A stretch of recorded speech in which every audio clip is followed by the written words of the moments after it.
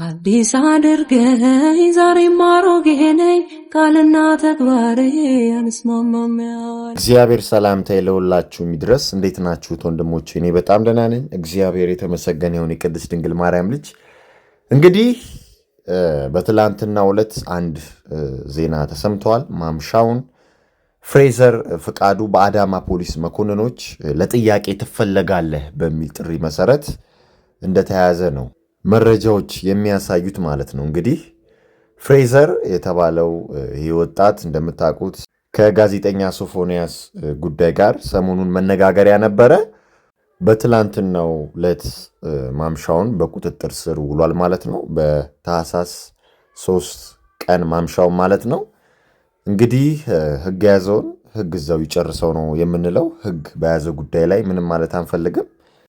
ግን ይሄ ልጅ ብቻ ነው ወይ በቁጥጥር ስር የሚውለው? ጋዜጠኛ ሶፎንያስስ ዋናው ድርጊቱ ፈጻሚ እሱ አይደለም ወይ የሚለው ላይ አንደርላይን ይደረግበት። እንግዲህ ይህ ልጅ በቁጥጥር ስር ውሏል።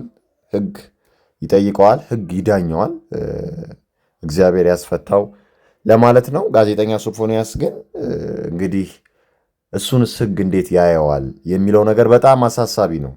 በጣም መታየት ያለበት ጉዳይ ስለሆነ ማለት ነውና ቃለን ወደ ሃይማኖት ቦታዎች እንደሄደ እዛ ነኝ ጸበል ነኝ ምናምን ብሎ እንደነበር፣ ግን ህግስ ጉዳዩን ዝም ይለዋል ወይ የሚለው ዋናው ነገር ነው። እና እንዲሁም በትላንትናው ዕለት የአዲስ አበባ ከተማ ሰላምና ጸጥታ አስተዳደር ቢሮ የከተማውን ዘላቂ ሰላምና የህዝብ ስነ ምግባርን በማስጠበቅ ዙሪያ ከማህበራዊ ሚዲያ ተጽዕኖ ፈጣሪዎች ወይንም ከዚህ ከቲክቶከሮች ጋር ወሳኝ ውይይት ማድረጉ ነበር የተነገረው። የቢሮ ኃላፊ ክብርት ወይዘሮ ሊዲያ ግርማ በንግግራቸው እንዳሉት ከሆነ ሚዲያው የአራተኛው መንግስት ያህል ኃይል ያለው በመሆኑ በተለይም በድረ እውነት ፖስትሩ ዘመን አግባብነት የሌላቸው ጉዳዮች በመተው ሀገርን በሚያቀና መልኩ በጋራ መስራት እንደሚገባ አሳስበዋል። ቲክቶከሮቹም በድንጋጤ ላይ ናቸው እና ምንድን ነው ያሉት? በመድረኩ ላይ የተሳተፉት የማህበራዊ ሚዲያ ተወካዮች ማለት ነው የሀገርንና የዜግነት ግዴታቸውን ለመወጣት ዝግጁ መሆናቸውን እንደገለጹ ነው የተነገረው። ያው የተሰጣቸውን አመራር እንደሚፈጽሙና እንደሚያስፈጽሙ ማለት ነውና በትውልዱ አስተሳሰብ ላይ የተሻለ ንቃተ ህሊና በመፍጠር እንደሚሰሩ ነው የተናገሩት።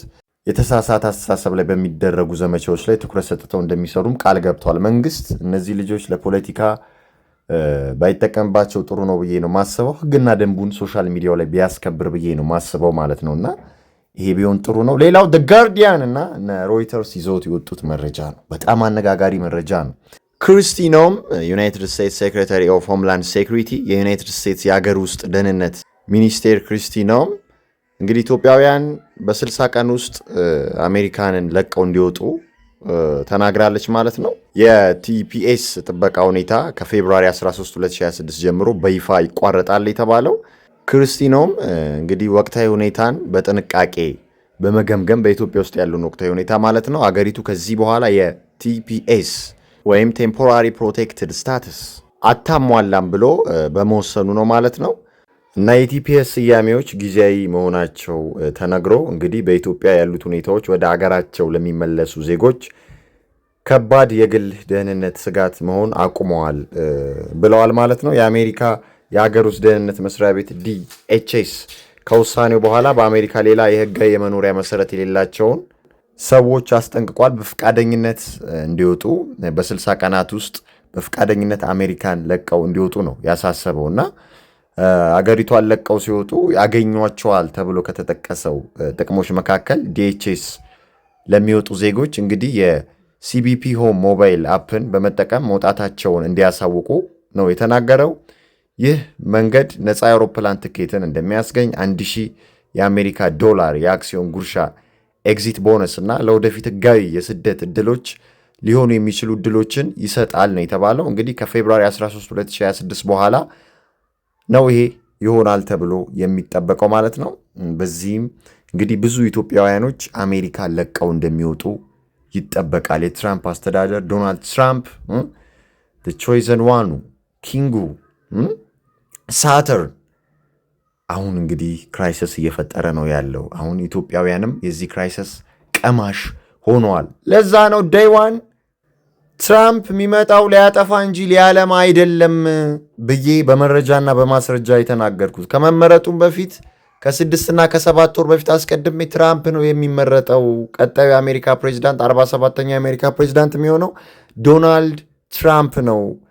የሐሳዊ መሲህ ማምጣት የሚያበስረውም እሱ ነው። የሐሳዊ መሲህ መንገድ ጠራጊም እሱ ነው። ራቢዎቹም አይሁዶቹም እሱ እንዲመጣ ነው የሚፈልጉት። ሶስተኛውን የሰለሞን ቤተ መቅደስ ከማስጨረስ አንጻር፣ ዓለም ላይ አዳዲስ ክስተቶችን ከመፍጠር አንጻር፣ ዓለምን ወደ አዲሱ የዓለም ስርዓት ከማስጓዝ አንጻር ብዬ በመረጃና በማስረጃ የተናገርኩት። የዛ ጊዜ አንዳንድ ሰዎች ይህንን በምል ወቅት አልባነኑም፣ አልነቁም ነበር። አሁን ግን ትክክለኛ ማንነቱን ትክክለኛ ፐርሰናሊቲው ለማን እንደሚሰራ ለማን እንደሚወግን እያሳየና እየሰራ ነው ያለው ማለት ነው። የቀላል ነገር አይደለም። ዲቫይድ ኤንድ ካንከር ዲቫይድ ኤንድ ሩል አጀንዳ ነው። ከሀገራችን ውጡልን መከፋፈል ነው፣ ሌላ ነገር የለውም። እና በዚህ ውስጥ ክራይሲስን መፍጠር ነው የሚፈለገው። እንዲሁም በካፒታል ሂል ላይ በነበረው ስብሰባ ላይ አንድ ፕሮቴስት ታይቷል አይደለ? የካቶሊክ ካርዲናል አለባበስ የለበሰ ሰውዬ መጥቶ እንግዲህ ተቃውሞውን አሰምቷል እና ከአፉ የወጣው ቃል በጣም የሚገርም ነበረ። the power of Christ compels you ነበር ያላት ማለት ነው።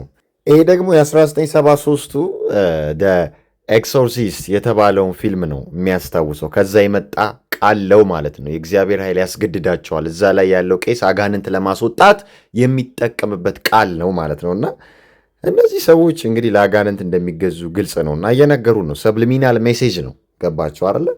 እስቲ ቪዲዮን አይተን እንመለስ።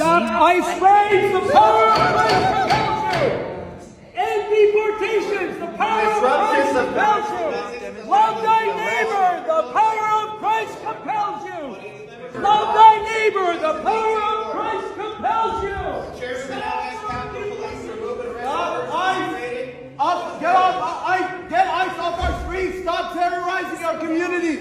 Get ICE off our streets! Stop terrorizing our communities! Get ICE off our streets! Stop terrorizing our communities! በዚህ መልኩ ሌላም ተቃዋሚ ኢንትራፕት አድርጓት ነበር ክሪስቲ ኖምን። ትራምፕና ክሪስቲ እንግዲህ ግልጽ ነው የጄፍሪ ፒስቲን ፋይል ላይ እንዳሉ ማለት ነው። ያው ትራምፕ ፌዟን ብለው አውጥቶት ነበር አይደለ? እንዲሁም የዛ ጊዜ ተነጋግረን ነበር እንዴት እየቀለዱ እንደነበር እነዚህ ሰዎች እና ይገርማል። አሁን የእሱን ፋይል ላለማውጣት ዓለም ላይ ብዙ ክስተቶች እየተፈጠሩ ነው ያሉት። ብዙ ክራይሲሶች እየተፈጠሩ ነው ያሉት። አጀንዳ ማስቀየሪያ ማለት ነው እና እንዳለበት ይታወቃል እኮ በቃ ዳትስ ኤለን ማስክም ትራምፕ እዛ ፋይል ውስጥ ስላለ ነው ይሄ ፋይል ሪሊዝድ የማይሆነው የማይለቀቀው የማይወጣው ብሎ ተናግሯል ማለት ነው። እና ድራማቸውን ነው ለእኛ የሚነግሩ ማለት ነው። እና እነዚህ ሁለት የዲያብሎስ ስራ አስፈጻሚዎች በግልጽ ስራቸውን እየሰሩ እንደሆነ እያየን ነው ያለ ነው ማለት ነው። ለተመረጡት አካል ወይንም ለሚያገለግሉት ሰርቭ ለሚያደርጉት ስፕሪት እየሰሩ ነው ያለው ስራቸውን ማለት ነው። እንዲሁም ዛሬ እያየው ነበር አሶሺየትድ ፕሬስ ይዞት የወጣው መረጃ ሃውስ ኦፍ ዲሞክራትስ ሪሊዝ ፎቶ ኦፍ ትራምፕ ክሊንተን ኤንድ አንድሪው ፍሮም ኤፒስቲንስ ስቴት የሚል ማለት ነው። እና እንግዲህ ከኤፒስቲን ጋር ያላቸውን ፎቶ የሚያሳይ የትራምፕን የክሊንተንና የአንድሪውን ፎቶ ይዘው ወጥተዋል ዲሞክራት የሚል ዜና አይቼ ነበር እና በጣም የሚገርም ነው እንደምታዩት ማለት ነው። እና እየቀለዱብን ነው፣ እየተጫወቱብን ነው ያሉት። በቃ ዓለም ያውቀዋል።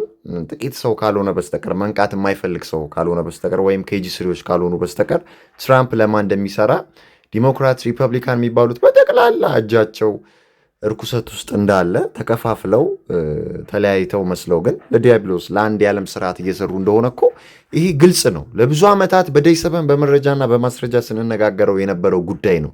ማንም መጣ ማንም ሄደ ያኛውን አካል የጨለመውን አካል ሰርቭ ከማድረግ ወደኋላ አይሉም። ፓፔቶች ናቸው፣ አሻንጉሊቶች ናቸው። ይህንን ራሳቸውን ባፋቸው መስክረዋል፣ ስራቸውም ይመሰክረዋል ማለት ነው። እና ይሄ ግልጽ ነው።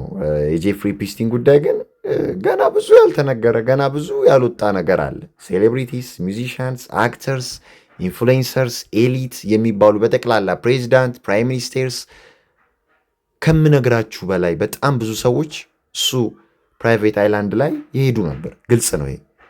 እና አሁን የዓለም ሲስተም ወዴት እየሄደ እንዳለ ዲጂታላይዜሽኑ ወዴት እያመራ እንደሆነ በዲጂታላይዜሽን ውስጥ ዲጂታል አይዲ እንዴት እየሄደ እንዳለ የምታዩት ነው። የአውስትራሊያ ሕግ ባይዘዌ ጥቅምም እንዳለው ሆኖ የተወሰነ ጥቅም ሰጥተውም ደግሞ ጉዳትም እንደሚያመጡብን የሚታወቅ ነው። በቃ ይሄ የናሽናል አይዲ ጉዳይ ነው። በቃ ሶሻል ሚዲያ ላይ ሪስትሪክትድ መጣል ማለት እንግዲህ አሁን አይዲ ያላቸው ሰዎች ወይንም ናሽናል አይዲ ዲጂታል አይዲ ያላቸው ሰዎች ሶሻል ሚዲያ እንዲጠቀሙ የማድረግ አንዱ አካሄድ ነው፣ የአውስትራሊያም አካሄድ ማለት ነው። እና ጥሩ ነገርም እንዳለ ሆኖ ግን ሁሉንም ነገር ሲስተም ውስጥ የመክተት አጀንዳም ለዛ ነው ፕራይም ሚኒስቴሩም ሲጀመር ይሄ የዓለም ተሃድሶ ነው ብሎ የተናገረው ማለት ነው። እና ሌሎችም ሀገራቶች ይህን ተከትለው ሲሄዱ እንግዲህ አሁን አይዲ ያላቸው አሁን እንደምታውቁት ፋይዳ ከብሔራዊ ባንክ ጋርም እንዲያያዝ እንግዲህ ቀን ወጥቶለት ገደብ ዴድላይን ተሰጥቶት ተደርጓል አይደል? የተነጋገርነው ነው እየመጣ ያለው። ስለዚህ ናሽናል አይዲ ዲጂታል አይዲ ያለው ሰው ነው መብላት፣ መመገብ፣ መኪና መንዳት፣ ሶሻል ሚዲያ መጠቀም የሚችለው መግዛት፣ መሸጥ፣ መለወጥ የሚችለው ማለት ነው። ስለዚህ ሁሉንም ነገር በቁጥጥር ስር የማስገባት አንዱ እቅዳቸው አንዱ መንገዳቸው ነው ማለት ነው። እና ዓለማችን በትራምፕ ጊዜ ይሄን የርኩሰት ጊዜ እያየችው ነው ያለችው ማለት ነው። ፈጣሪ ከዲያብሎስና ከዲያብሎስ ስራ አስፈጻሚዎች ርኩሰት ሁላችንን የሚጠብቀን። ሰላም ለእናንተ ይሁን። አበቃን።